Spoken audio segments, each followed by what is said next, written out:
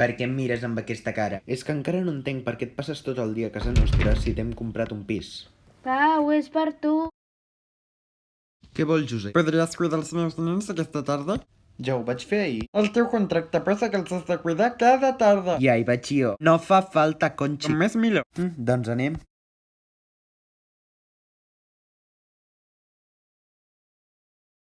Jordi, Què vols, Antó? tu saps qui viu davant de casa meva? No ho sé. Ho sabia, mai surt de casa, està ficada en una cosa il·legal. Hem de descobrir quina és. Clar.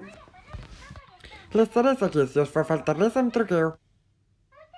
Quina mania tens en ser millor que jo. És que sóc millor que tu i m'agrada demostrar-ho.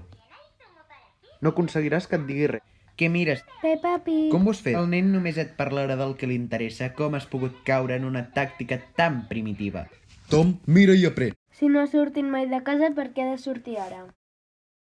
Els dolents sempre apareixen quan un vol. Qui No li he és? vist la cara. Entrem. Ui, que fos hasta aquí. És veritat, crec que portava una llanterna per aquí. Això no, això no... Aquí.